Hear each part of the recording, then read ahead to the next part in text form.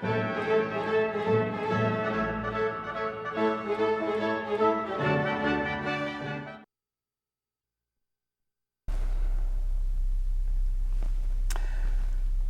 to Counterpoint. This is the Columbia Civics program.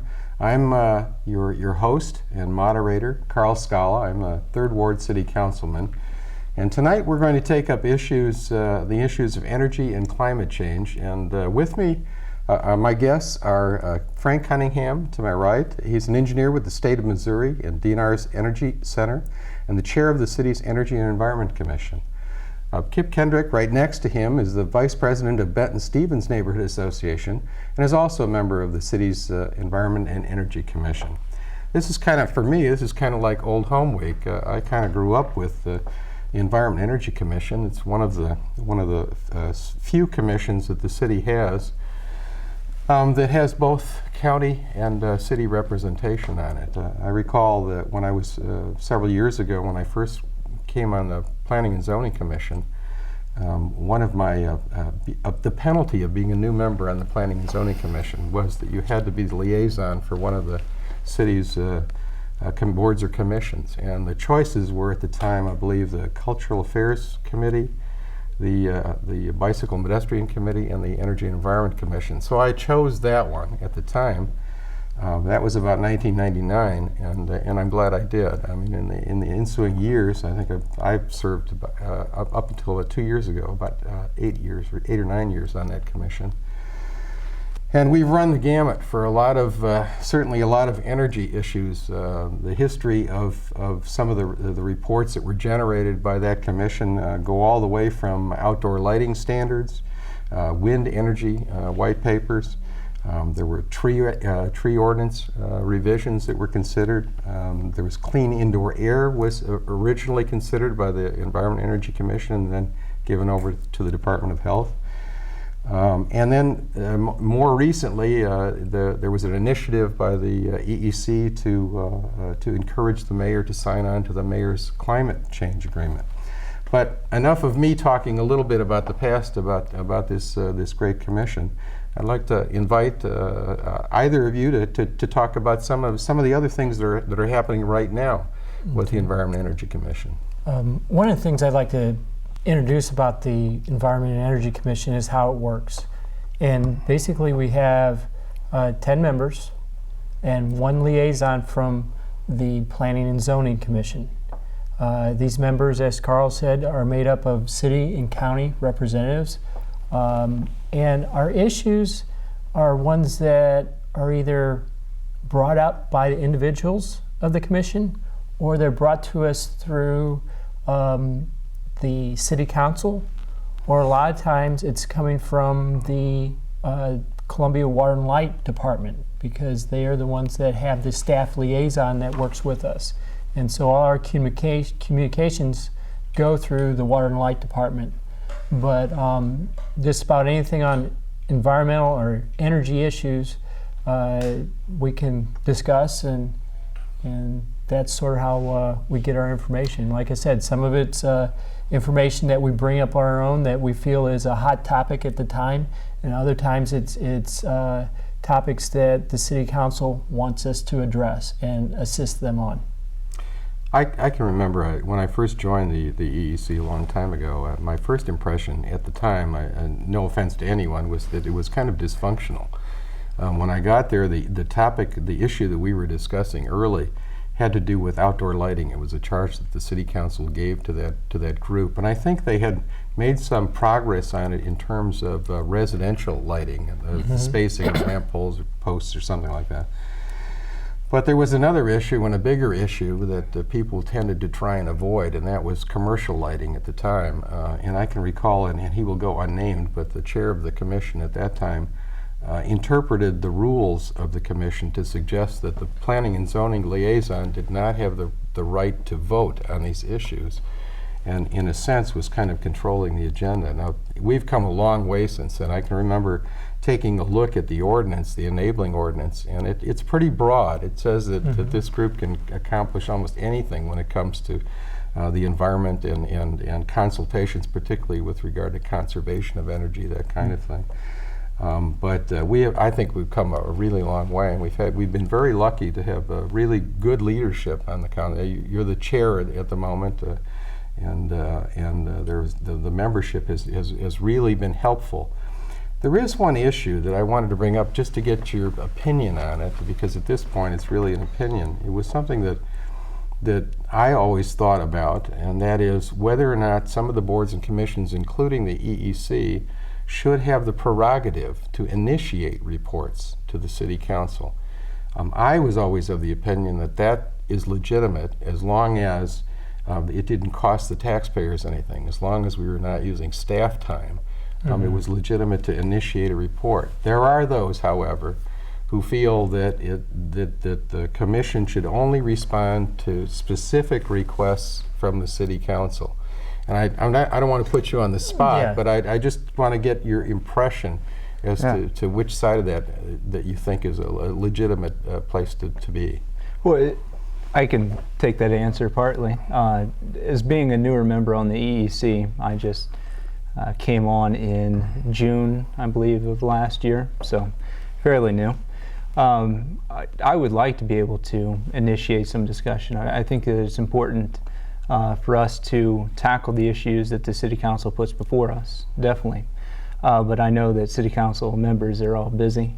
They have a lot on their plate, and we can also address some stuff on our own that is important to us, and I think important to the citizens of Columbia. That may not necessarily be brought up in City Council meetings or the work sessions, things that we can deal with on our own time. Yeah. Yeah, I'd just like to say that our group is a very diverse group.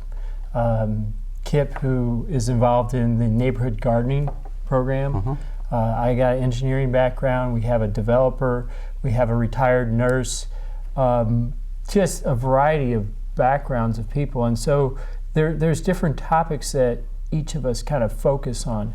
And like the mayor's climate change agreement, it wasn't something that the City Council asked for to do. It was something that we worked on our own, and it's all volunteer time.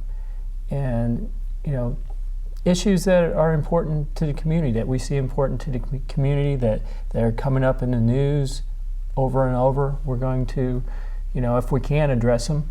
And if there's something that the city can do, we'll make that recommendation to either one of the departments. It might be Public Works, it might be Water and Light, or we might direct it to the City Council.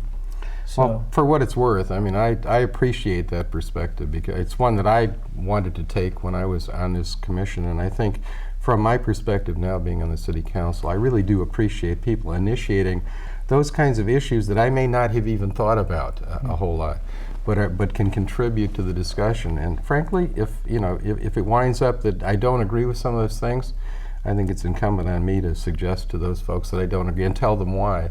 But I welcome the kind of support that that this group has been doing a great job, I think, and appreciate the kind of support that it gives the city and the volunteerism.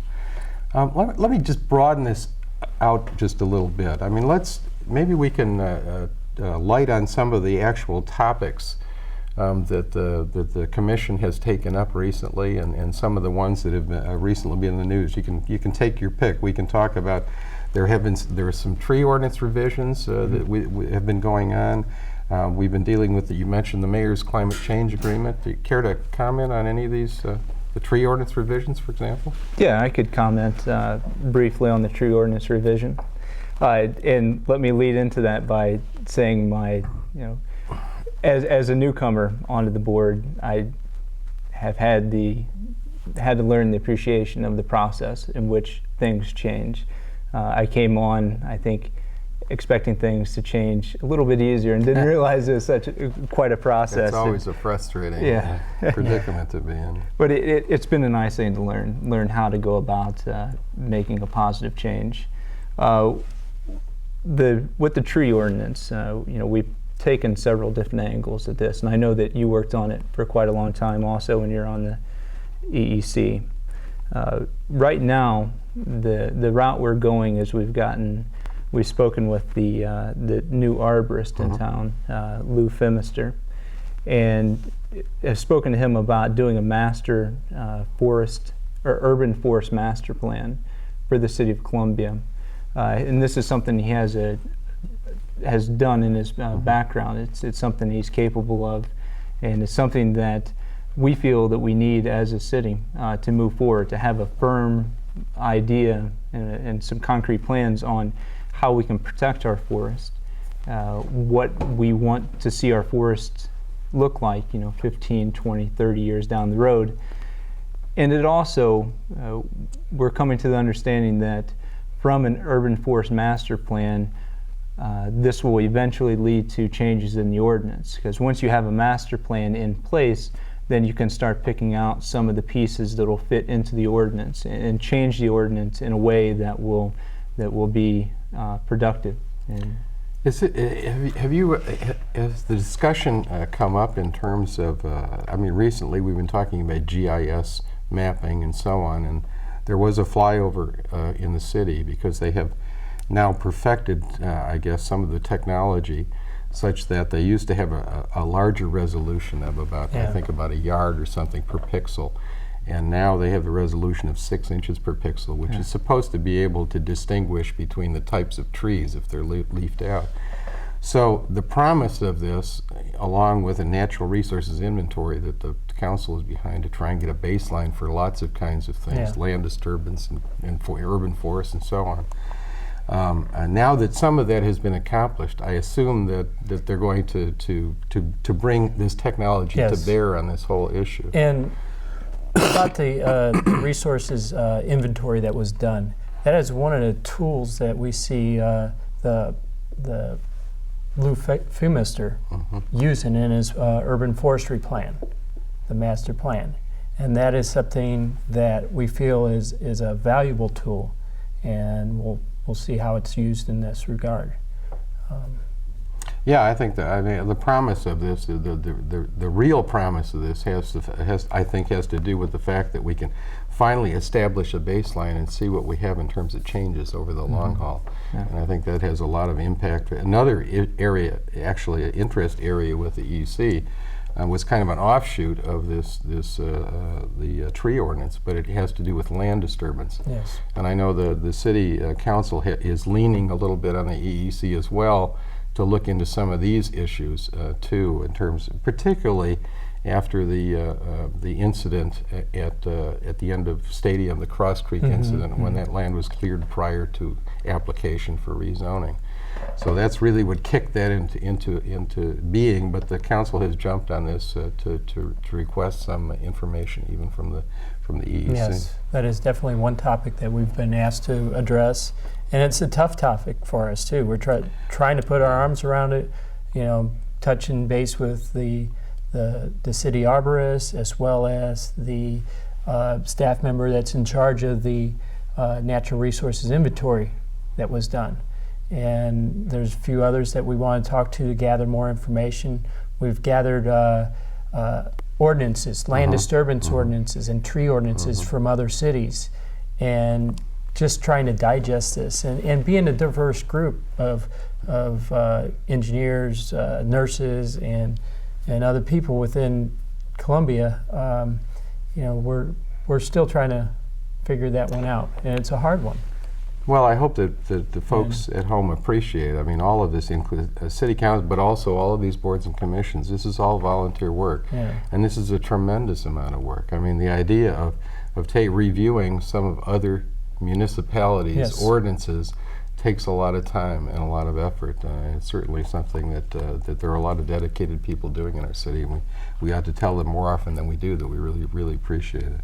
We hope that there's payback in the future, though. Yeah, well, we'll double your salary. All right, there you go.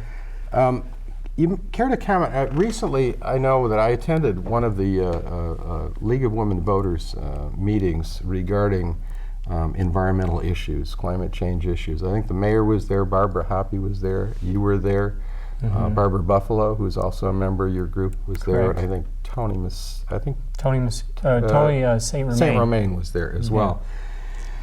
And lots of issues came up at that forum. Care to to brief us a little bit about some of what you were presenting in terms of? I found what you had to say very basically interesting. the forum by the League of Women Voters was a forum on the Mayor's Climate Change Agreement to discuss what the city has done since adopting it, as well as come up with some ideas of what we can be doing and what we're looking for in the future as far as the city. Some of my topics focused on individual actions because Tony St. Romain was talking about what's being done with the Daniel Boone building. The mayor talked about the pedestrian right-of-ways and the PedNet issues. And so, you know, I tried to focus more on some of the city programs, like the Water and Light program of Home Performance with Energy Star. This is a program for existing homes, and it's one that individuals can call up and have someone that is accredited by Water and Light to do these home energy audits, to come in and assess their home and find out. And these are free?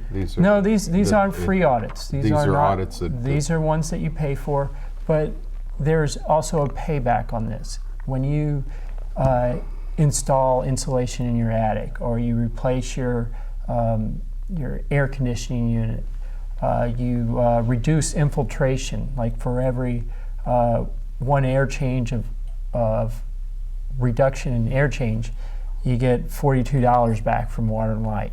So that's just a matter of sealing up around the doors, putting weather strip on, finding leaks in your attic where air is venting out. And some of these are easy items, some are a little bit more difficult. And there are rebates that they're offering, and so it will pay back. You're eligible for those rebates once you do this. And from what I understand, the cost of the audit by this trained energy auditor is anywhere from $300 to $400 right now.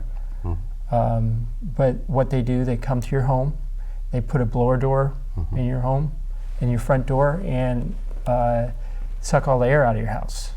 And basically when that's happening, they go around and look for leaks. They also test your heating and air conditioning system to make sure that is operating properly. They check for combustion problems, if there's a CO problem with your furnace. So they'll test your furnace out and make sure it's working properly also. So we kind of kicked around this topic just for the sake of filling people in. We've mentioned this Mayor's Climate Change Agreement. The origin of that, I think, originally was one of the mayors in Seattle, Washington, I believe, and it was born out of the frustration that the U.S. government did not buy in or ratify the Kyoto Protocol agreements in the first place, and some of the municipalities decided to take it upon themselves to try and compensate for that, to do what they could to try and reach the achievable goals that Kyoto had set. So I know that the EEC was behind encouraging the mayor to adopt some of these this agreement, and with a few minor modifications, in fact, that was successful, and in fact did. There was a whole range. I think there were 12 Kyoto Protocol targets that were included in the resolution that the mayor adopted, and we are now in the process of trying to satisfy or meet those targets. So. Yes.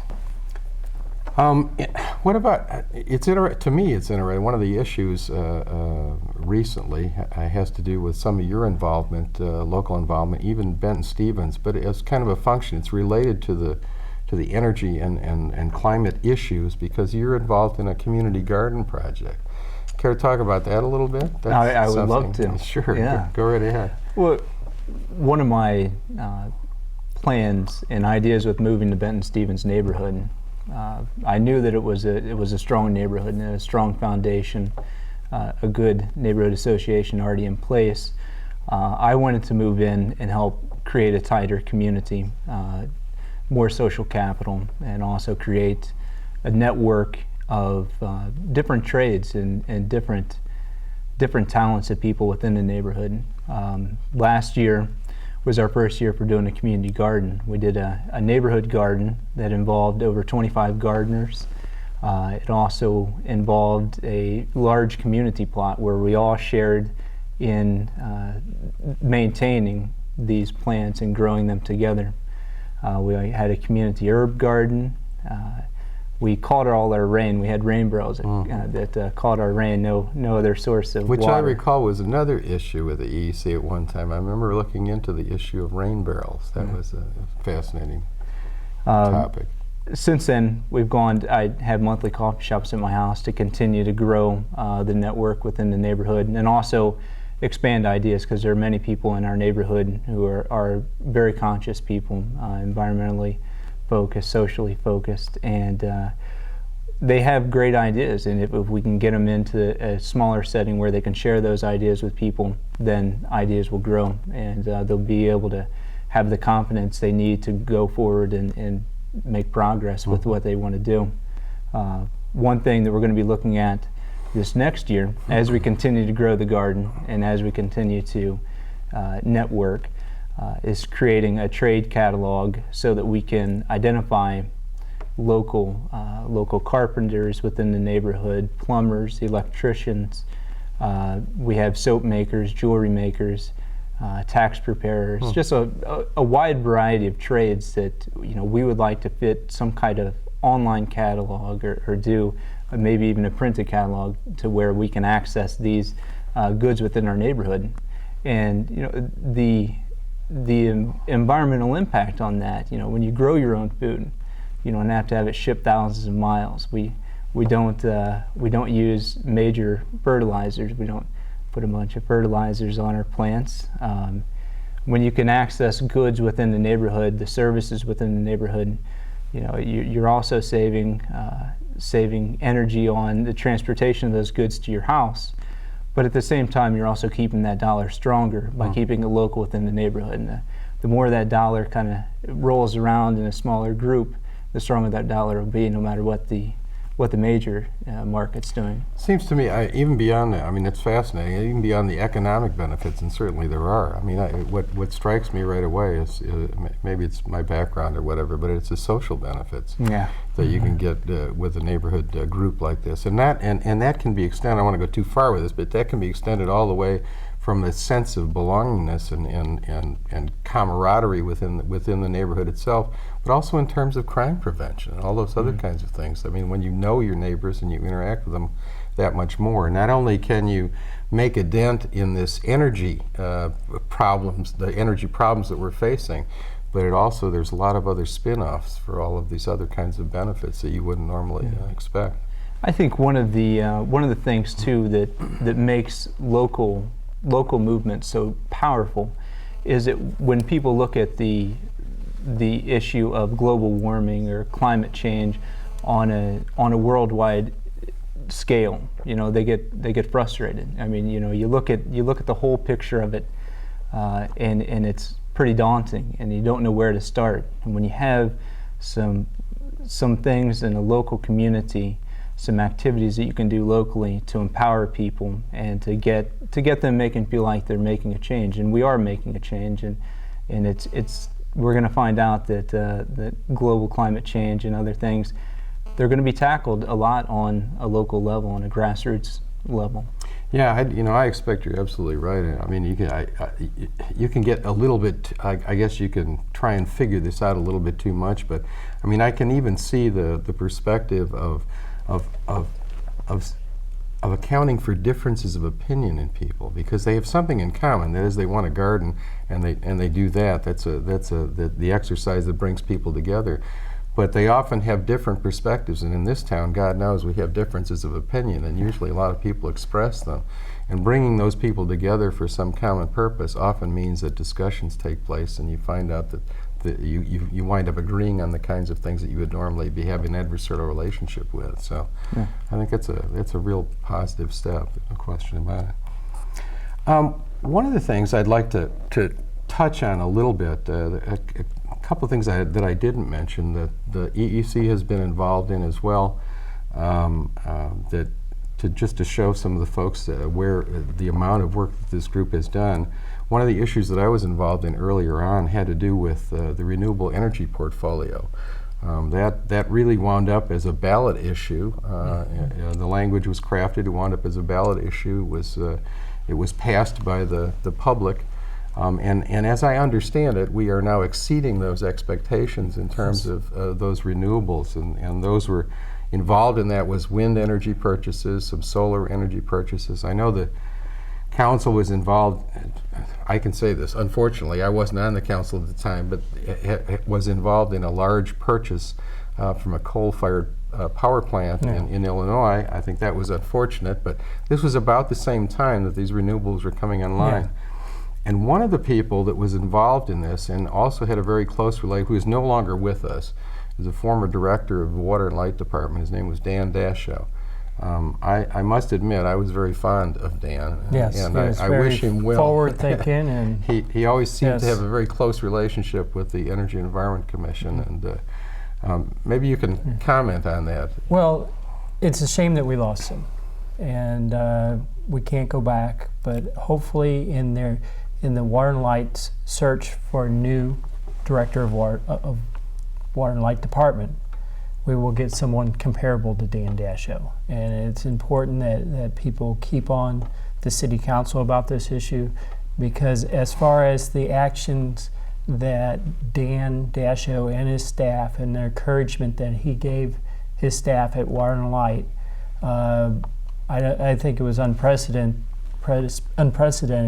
within the city as far as the support that he gave his staff and the staff gave back to him, and coming up with ideas and ways to move forward, to go ahead and work with the coal-fired power plant purchase that you spoke of, but also look at landfill gas, wind energy purchases, and other future options that we're going to be looking at. And they were very forward-thinking, and hopefully, like I said, hopefully we'll have someone comparable to Dan in the future. Yeah, he certainly did play a role. We are now harvesting some of the gas Yes. from the landfill and so on, Yeah. which is a pretty forward-thinking thing to do for many municipalities, and I'm really proud of Columbia for doing that.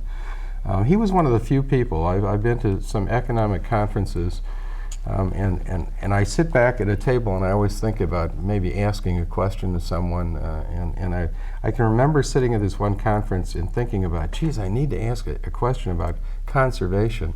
And of course, Dan brought it up before I even had to ask the question. He was one of the few people who was a part of the city at that time, who was really out front with that kind of thing. I was really sorry to see him go. I hope he's doing well. I think he's up in Michigan someplace playing with, I guess, water now. He was involved in some of the hydropower events up there. So I wish him well. He was an asset, I think, to the Water and Light Department. Certainly helped out the commission a great deal. It was his promotion of energy conservation was fantastic. Sometimes we think of it as almost it's like a foreign idea to us, energy conservation, which is somewhat unsettling. But his stance on energy conservation, his promotion of it within the city, was important, and we hope that the next director will do the same. Well, because there's many opportunities Sure. on energy conservation, and that's something I do in my work every day. And I see things in the city here that Water and Light can be doing to help their customers, their residential customers that include homeowners as well as renters. You have the commercial properties, everything from convenience stores, restaurants, on up to larger commercial applications, even the mall. And then your large industrials, the two food manufacturers we have here in town. There are opportunities here in town for energy conservation. And with the price of energy where it's going lately, and what it's costing the city, all that money that the city spends on energy purchases is going out of town. Yeah, so anything that we can do here in town to conserve energy, either hire a contractor to add insulation to your attic, or replace your windows, replace your furnace and your air conditioning unit, or even working with the commercial facilities to identify ways to save money, spend it on local contractors, but save the money and reduce the amount of outflow of capital from our city here. And that's a very important issue that I hope Water and Light continues to address. I was recently invited to I guess it was a conference, you could call it, at 3M, who recently lost half of their jobs. Half of that plant is empty, apparently. Yeah. And they have an excess of about 200,000 square feet. It was a group that was called together from READY, the Regional Economic Development Group. It had a lot of the local politicians. I'm trying to. The representatives and the state senators were there. The corporate heads in charge were there to give a pitch to all of the city council, or as many city council members that attended, and also the county members, to suggest the kinds of things that some of these programs, some of them were small, like lamping, or relamping in some of these plants. Some of them were really large and very successful, like the interrupters on some of the power that interrupt the power for a certain period of time, particularly about peak hours. But that was the pitch from 3M. If we could try and reduce some of their overhead, they would in turn turn around and try and develop some of the empty space they had to create jobs and give another shot to economic development in the city. It's that kind of cooperation that I think that people sometimes miss in this whole picture of how economic development and energy are related, and how they can benefit each other if both of these groups, which are normally at each other's throats, the environmentalists and the business people, if they sit down together and figure out where it is that you want to go, you're liable to be able to construct a win-win situation. Most definitely. And do that. That's a real positive idea. As a matter of fact, now it's particularly timely with Dan Dasho's absence now, when he went on to take a new position. There is a new task force that was appointed, the Power Supply Task Force that the mayor appointed, are in the process of reviewing applications for the new Water and Light Director. As I understand it, they've narrowed it down to 10 or 12. Oh, so they already have a list that's what of people. Okay. I got that information from some folks. So they are moving on that, and this is a particularly critical time because we're about to engage in an era that we have to make new energy purchases. And of course, renewables help, but we're not there yet. So we're going to really have to consider some creative approaches to having that happen. And that's going to require a pretty strong support from the Water and Light Department, and that position is going to have to be filled. So I hope they can get someone as talented as Dan was. Let's talk about. I know some of the other interest areas that the city has, of course, but so does the Environment and Energy Commission. That is one of the issues that we had another forum here a few weeks ago, and we were talking about affordable housing. And affordable housing is another one of those intractable or sticky issues that not only has to do with the cost of housing per se, but it also has to do with the ability of people who rent these properties to pay their utility bills. And the problem that we have with this issue is that it's very hard to provide incentives for landlords to insulate their homes to the extent that is necessary to make these homes affordable in terms of the utility bills that people pay. And there's not much incentive, frankly, on the side of the renters to do that kind of thing either. It was brought to my attention that as a matter of fact, there are even programs that kind of partially subsidize renters for staying in homes that are under-insulated and cost a lot of money, and it's kind of a never-ending cycle, and those are taxpayers' dollars, not to mention the burden it places on the renters in general. Any ideas about?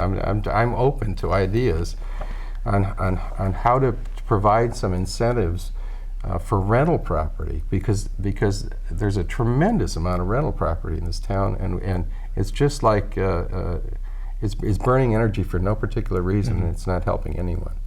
Yeah. On the rental property, like you say, it's a very hard issue to address because the landlords aren't the ones paying the utility bills, so the cost of utility is not hurting them.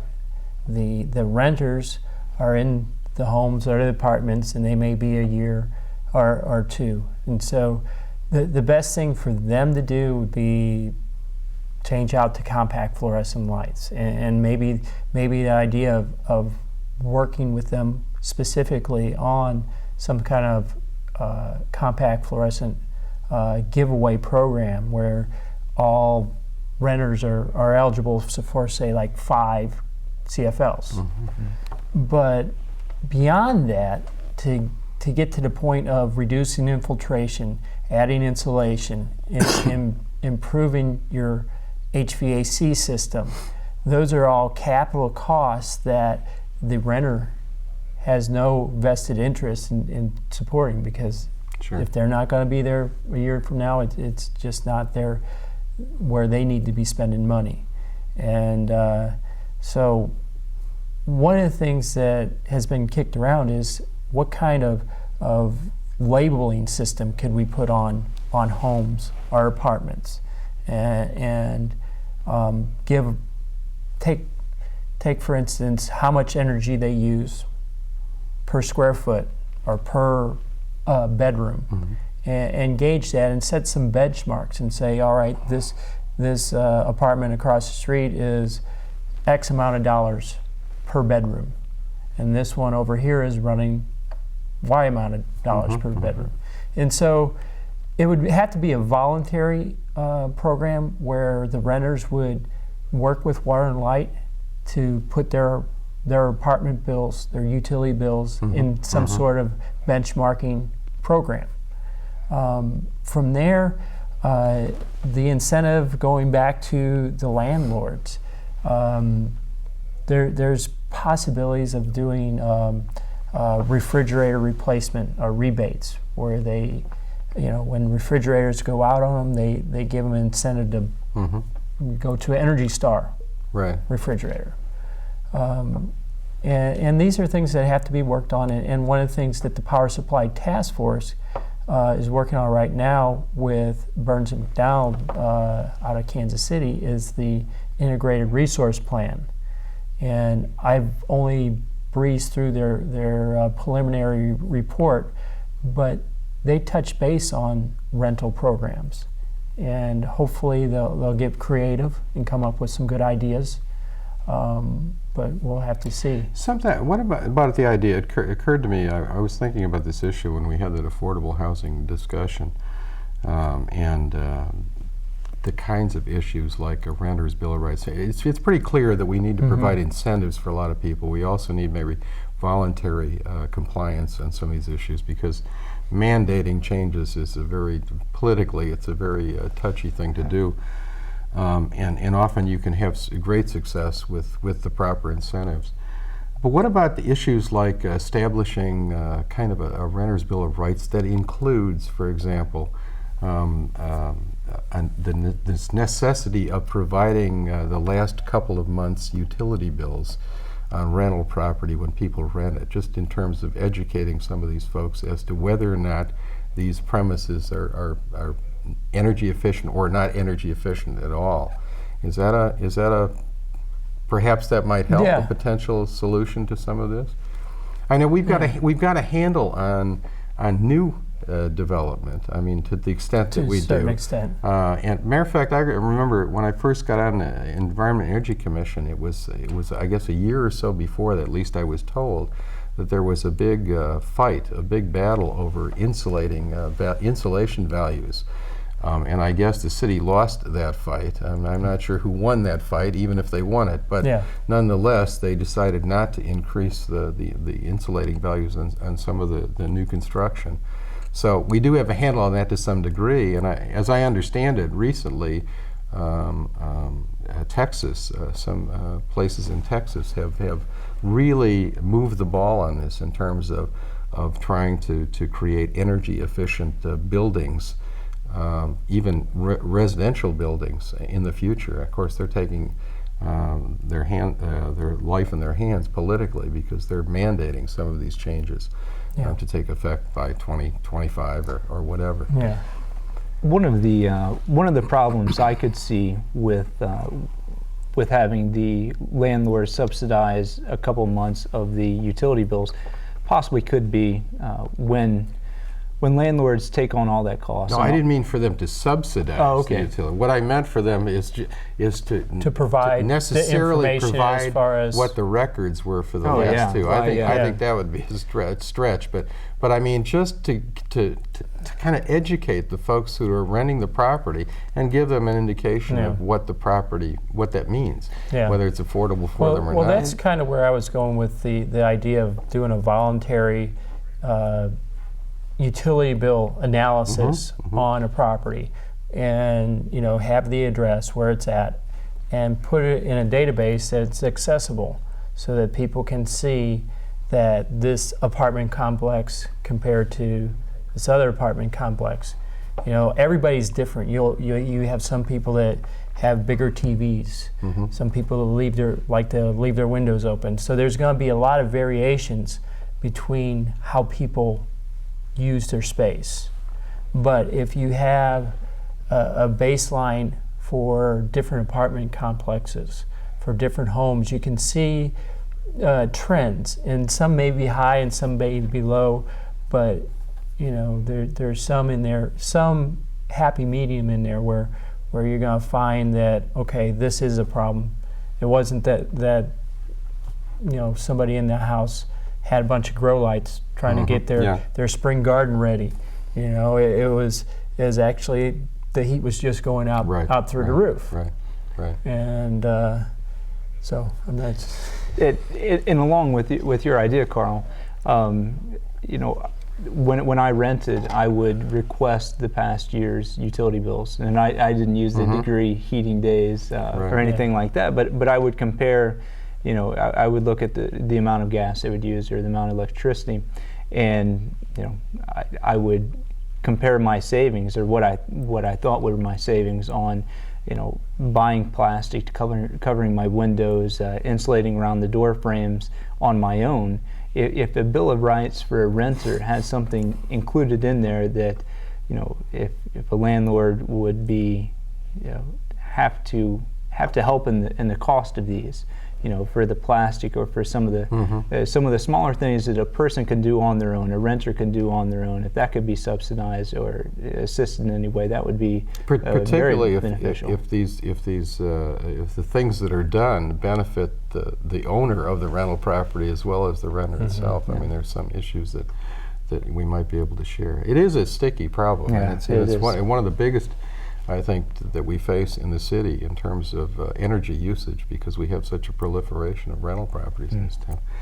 Let me touch on something just a little bit different, something I would guess that you know a little bit about, and that is it's come to our attention a number of occasions. Certainly, it's right out there in terms of our $20 million new city building, which is supposed to receive a LEED certification, and the LEED certification is the acronym stands for Leadership in Energy and Environmental Design, and there's a whole series of gradations from notable to silver certificate to gold certificate and so on for energy efficiency. And might I add at this point, just to plug what a good job the city manager and his staff has been doing.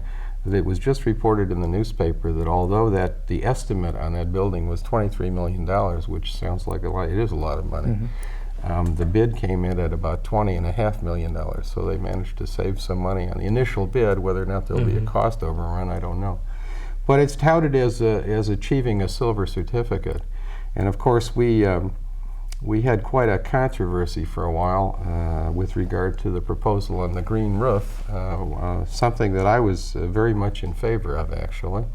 And the mayor was at the time, too, until apparently there was enough of a hue and cry that really didn't work, despite the fact that the spreadsheet that we asked for said that it would have cost only about $12,000 to $20,000 more in the long run. I don't want to beat that dead horse anymore.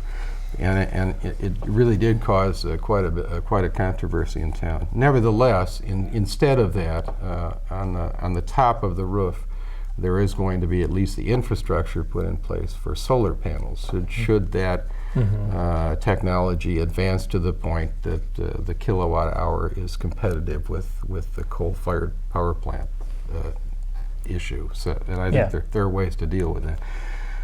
But how much have you heard about all of this LEED stuff? The city is kind of taking a little bit of a lead in LEED to some degree. There are some architects in town that are certainly talking the issue up. There is a trend across the nation. What's been going on with EEC, and any discussions about that kind of thing? Well, we do have a member of the EEC that is a certified LEED, Barbara Buffalo. That's Barbara Buffalo, yeah.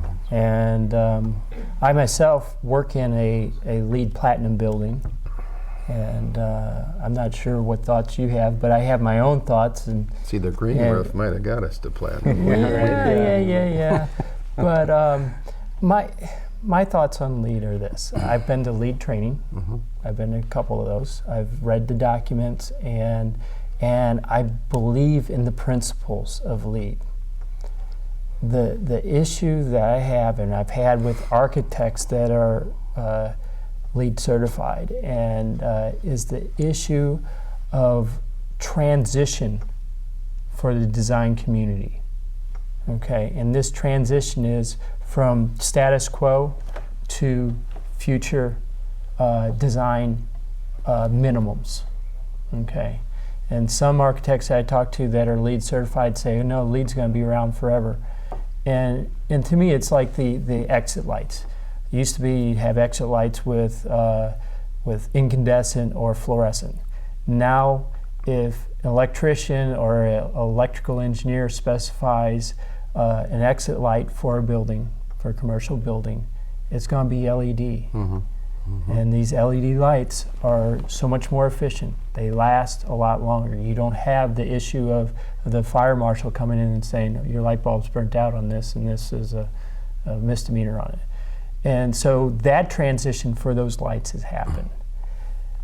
For energy efficient design, 10 years from now, hopefully all our designers, our architects, our civil engineers, our mechanical engineers, our electrical engineers have upped their standard.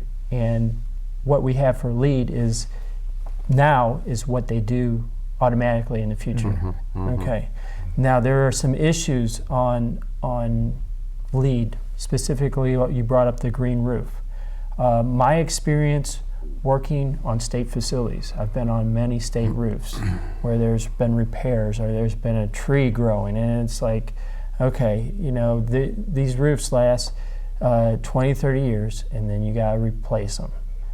Okay, and if you don't keep the roof clean and you get piles of leaves and other debris up there, all of a sudden you have the decomposed material that is now a soil, fertile soil for a seed that lands there, either by a bird or blown by the wind.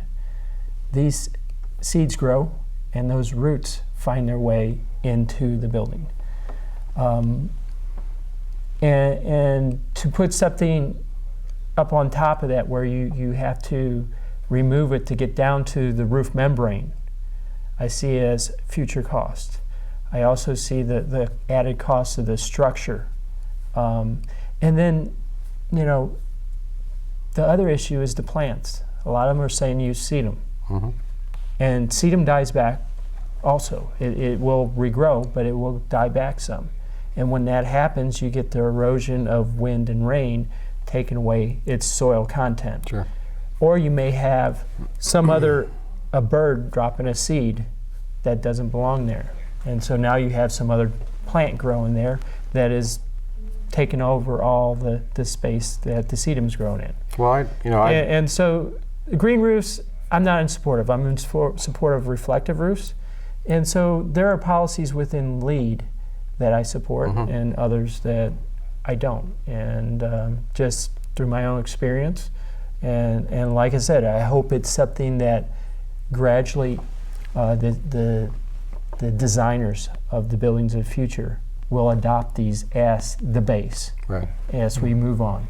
Well, I certainly can't disagree with a lot of what Yeah. you said. There certainly are a lot of problems, but I will disagree with some of what you said. Thank you. Because well, I have that prerogative. Yes, I guess you I do. can do that. There have been many successful applications, certainly in Chicago. I was at a leadership conference in Chicago recently where I had the privilege of talking to the mayor in Chicago. Of course, my question to him was, how do you pay for all of this? Because they're very expensive. But of course, Chicago has the luxury of having the headquarters for a lot of giant corporations, and they are very philanthropic, and they also know a good deal when they see one. And the entire Millennium Park right now, whether people realize it or not, is a giant green roof with 6 feet of dirt on top of it, and huge trees growing out of it. Underneath is a railroad yard. And eventually they converted the railroad yard to parking facilities and helped pay for the green roof by selling the parking facilities to a private corporation so that they could park more cars downtown. So there are ways to deal with this, and even when it came to the green roof controversy that we had, we did contemplate some of these sedum packs that you were suggesting. And there is no question that if you have a problem and you've got to get down below that problem, you have to remove some of these things, that's going to be very expensive. But in the long run, at least according to the spreadsheets that we got, the green roof would last at least twice as long as the reflective roof, which means we'd have to have 2 reflective roofs for every green roof that we had, according to the experts that we contacted. And the program would have cost probably $12,000 to $20,000 more over the cost of the roof than a reflective roof. But we've already fought that battle, and we're not getting the green roof. We're getting solar panels on the roof. Potentially, and yes. Potentially, that infrastructure. How far down the road do you think that is? I mean, in terms of the cost per kilowatt hour being comparable to the kinds of cheap energy sources like coal that although coal could get more expensive too if we clean it up. Properly. Yeah, I think that's one of the issues in when we project the cost down the road of coal. We're going to start becoming more aware of some of the methods in which we're going to be getting coal, and some of the methods in which we get coal now, which some of the people in Kentucky and Tennessee and all along the Appalachian Mountains, they're starting to see some of the costs, and the cost of the environment of mountaintop removal. Yeah, that's a big topic. Yeah, that is a huge, and it should be a huge topic. I saw somebody just talking about, in terms of the national election, that they suggested that if Obama really wanted to be on top of this, to have a real winning number, he ought to appeal to Appalachia in terms of mountaintop removal. I think that it's an interesting idea because it's a huge problem. And I can only imagine that with energy prices continuing to go up, the price of oil, that it's going to be even more difficult, hopefully more difficult to remove that coal from the mountains. And I say that in 2 different ways, I guess, because I don't want to see too much of a spike yet, because I don't know if we're prepared for it yet. What's the alternative? I mean, everybody. Well, we've been talking about. We can really expand this. That we don't have time to expand it too much. But I mean, in terms of global warming and energy, energy sources and all the rest of it, there are no magic bullets. We all know that. We know we have to deal with new technologies, and that could provide lots of economic benefits. But what is it going to be? Is it going to be a combination of lots of different kinds of things? Exactly. It's definitely going to be a combination. You look at the states that have the incentives. There are states out there that have as much as $5 per watt incentive. And this incentive, this $5 is basically half the cost of a photovoltaic system. Photovoltaic systems are coming in at about $10 per watt, sometimes a little bit lower. But you look at California, a lot of the northeastern states, New York, Connecticut. If you went to this one website, desireusa.org, it will show you what the incentives are out there. And it's amazing. The states that have less sunshine have tremendous more incentives for photovoltaics than what we have here. The Water and Light Department does have a small incentive, and it's the only one here in Missouri. But Missouri has been blessed with low energy costs compared to these other states. The other states have had costs that are double what we're seeing. You know, our average is, you know, it's been in the 6-7 cents. It's going up. You know, we're now seeing 8 cents per kilowatt hour here in Columbia, and it's going to continue to rise. Once we start hitting 10 cents, 12 cents, people are going to say, all right, let's do something else other than pay for, you know, 12, 14 cents per kilowatt hour. And that's what these other states are seeing, and that's what they ended up demanding. And so you double the price, you reduce the payback when you double the price of electricity. And when you have incentives, and a lot of incentives came about after the deregulation.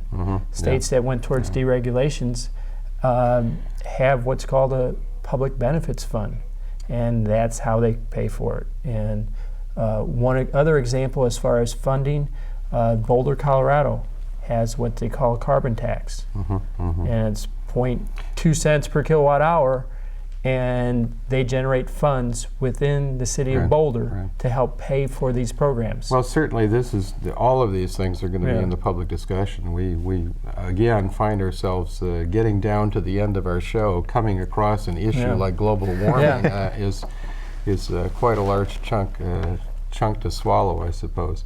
But now that we are running short on time, I wanted to extend my appreciation. I mean, you folks are part of the solution, and we hope that everyone joins, you know, in that solution. There are no shortage of problems, for sure. I'd love to have you back again. There's certainly another show's worth of discussion that we can talk about these energy issues, and it's an ongoing thing. And environmental issues. Absolutely. And I also want to thank our audience for tuning in.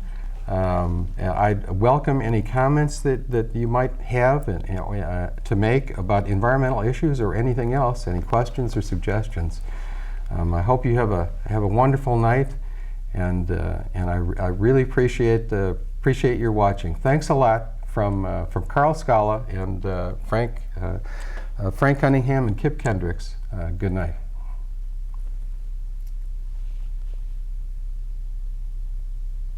Clear. That goes by fast, doesn't it?